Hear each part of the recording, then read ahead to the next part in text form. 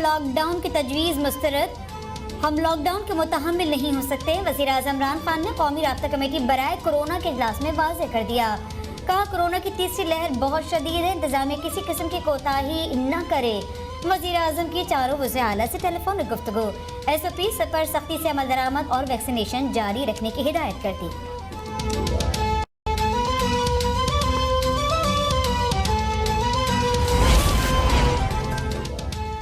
मुल्क में कोरोना से मजीद 78 अफराद जाँ बहक, 4757 केसेस रिपोर्ट।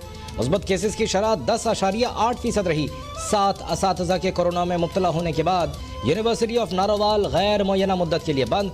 खरीदी गई कोरोना वैक्सीन की पहली खेप पाकिस्तान पहुँच गई। डॉक्टर फैसल सुल्तान का कहना है कि अब तक 8 लाख अफराद को कोरोना वैक्सीन की डोज दी जा चुकी।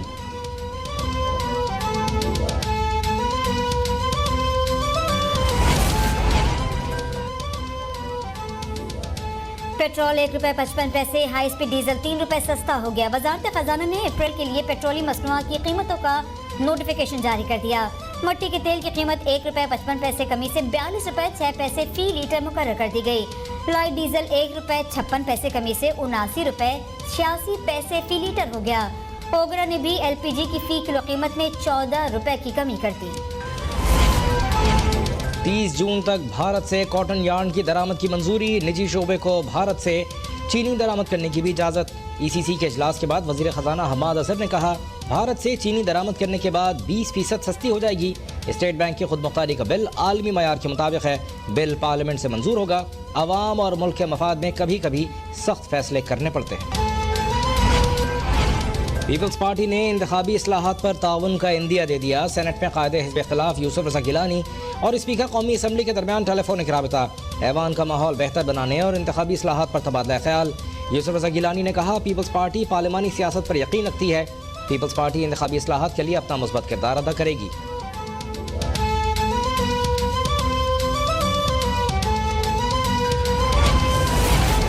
FIA ने जहांगीर तरीन के खिलाफ एक और मुकदमा दर्ज कर लिया। FIA के मुताबिक जहांगीर तरीन के करीबी साथी आमिर वारिस ने कंपनी अकाउंट से गैर कानूनी तरीके से 2 अरब रुपए से ज्यादा रकम निकलवाई। यही रकम बाद में जहांगीर तरीन के फैमिली अकाउंट में गैर कानूनी तौर पर जमा करवाते रहे। FIA ने GDW शुगर मिल्स के CFO राना नसीम अहमद खान को कल तलब कर लिया। मराहत और मुआहदों की तफसीलात साथ लाने की हिदायत। बैरून मुल्क भेजी गई रकम की तफसीलात भी तलब।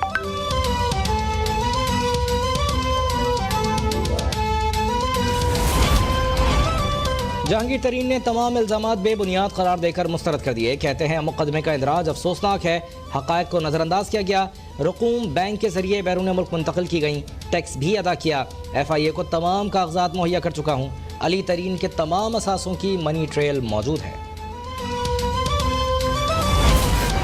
बुज़दार साहब, आपकी हुकूमत के गॉड फादर तरीन साहब के खिलाफ मनी लॉन्ड्रिंग का मुकदमा दर्ज हो गया।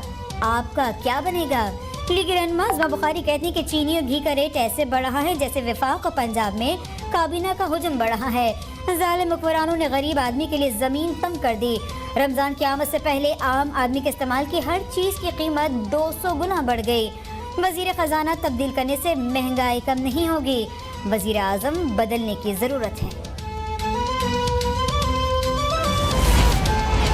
PTI हुकूमत में चीनी स्कैंडल्स ने कौमी खजाने को 110 अरब रुपए का नुकसान पहुंचाया है। शहरी रहमान कहती हैं अक्सर शुगर मिल्स PTI के रहनुमाओं की हैं जिन्होंने मुनाफा कमाने के लिए चीनी की कीमतों में इजाफा किया।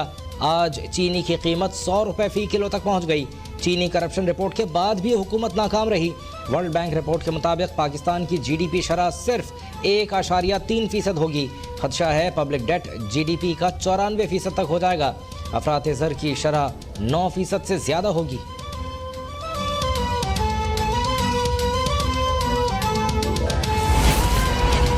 इस्लामाबाद की एहतसाब अदालत में नूरियाबाद पावर प्लांट केस की समाअत। वज़ीर आला सिंध मुराद अली शाह एहतसाब अदालत पहुँच गए। नैब मुराद अली शाह के खिलाफ रेफरेंस में अदालत के एतराज़ात दूर कर दिए। 66 वॉल्यूम पर मुश्तमिल रिकॉर्ड अदालत में जमा करवा दिया गया। मुराद अली शाह कहते हैं कि नूरियाबाद पावर प्लांट से के इलेक्ट्रिक को सस्ती बिजली मिलती है। कोई गलत काम नहीं किया तो इस्तीफे क्यों दें? इस्तीफे गलत काम करने वाले देते हैं। वज़ीर आला सिंध ने BAP से मुतालिक सवाल पर कहा इस वक्त माँ बाप को छोड़कर मुल्क को सोचने का वक्त है।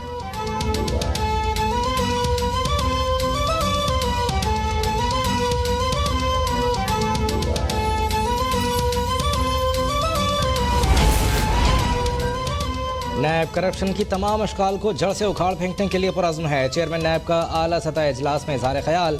कहते हैं नैब अफसरान किसी प्रोपेगेंडा, प्रेशर, धमकी को खातिर में लाए बगैर जीरो टॉलरेंस की पॉलिसी पर सख्ती से अमल करें। नैब की इंसदाद बदनवानी हिकमत अमली के नतायज आना शुरू हो गए। 179 मेगा करप्शन केसेस में से 63 को कानूनी अंजाम तक पहुँचाया गया। 12 केसेस में 4 अरब 36 करोड़ से ज़्यादा का जुर्माना हुआ। रज़ाकाराना वापसी के तहत 7 अरब 85 करोड़, प्ली बार्गेन के तहत 1 अरब 25 करोड़ रिकवर हुए। डायरेक्टर नैब मुल्तान नोमान असलम को DG का इजाफी चार्ज मिल गया।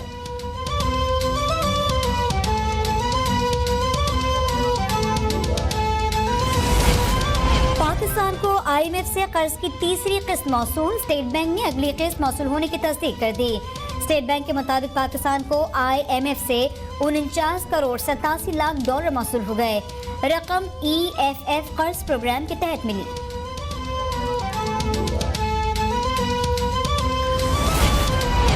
रुपए के मुकाबले डॉलर की कीमत में मुसलसल कमी का सिलसिला जारी। डॉलर 34 पैसे कमी से 152 रुपए 75 पैसे पर आ गया।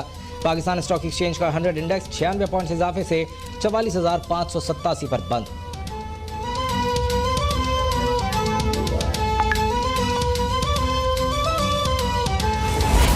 मुल्तान सखा मोटरवे को इंटेलिजेंस ट्रांसपोर्ट सिस्टम पर मुंतकिल कर दिया गया। ड्रोन ट्रैफिक कवानीन की खिलाफ वर्जी करने वालों को फौरन पकड़ लेगा। मुराद सईद ने कहा कि CPEC के तहत सड़कों पर काम तेजी से जारी है। मोटरवेज के कमर्शियल एरियाज को बेहतर इस्तेमाल करने से 50 अरब रुपए का रेवेन्यू बढ़ा। फवाद चौधरी ने कहा आज ड्रोन अथॉरिटी के क़याम का ऑर्डिनेंस जारी हो जाएगा। ड्रोन पेट्रोलिंग से मोटरवे पर हादसात में कमी आएगी।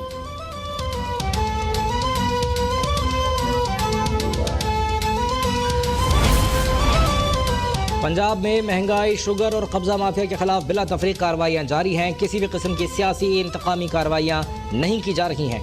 वज़ीर आला पंजाब उस्मान बुज़दार कहते हैं गुज़श्ता 7 रोज़ में पंजाब के 31 अजला में कब्जा माफिया के खिलाफ कार्रवाइयाँ की गईं। 450 अरब की सरकारी अमलाक को कब्जा माफिया से वागुज़ार करा लिया गया। माविन इत्तलात फिरदौस आशिक अवान कहती हैं बुज़दार हुकूमत हर किस्म के माफिया के खिलाफ कार्रवाइयाँ कर रही है।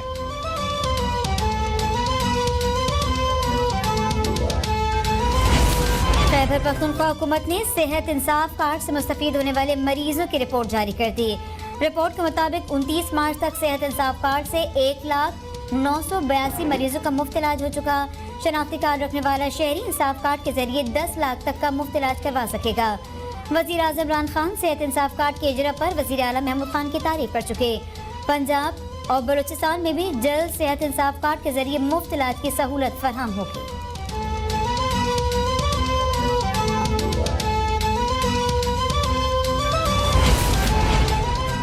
वफाकी वज़ीर फहमीदा मिर्ज़ा ने कहा है कि फ़ुटबॉल फेडरेशन फौरी तौर पर फ़ुटबॉल हाउस खाली करे।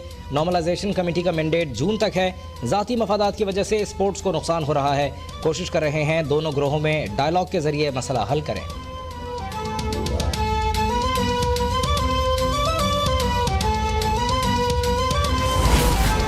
पाकिस्तान मौसमियाती तब्दीली के शिकार 8 बड़े मुल्कों में शामिल है। पाकिस्तान में मानसून सीजन उम्मीद और खौफ का होता है।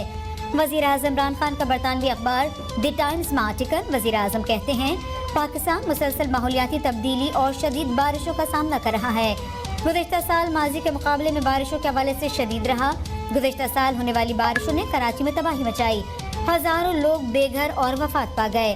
साइंसदान मुत्तफिक हैं कि बारिशों का ये सिलसिला और शदीद होगा। मौसमियाती तब्दीली से निपटने के लिए माली वसाइल की फराहमी ज़रूरी है।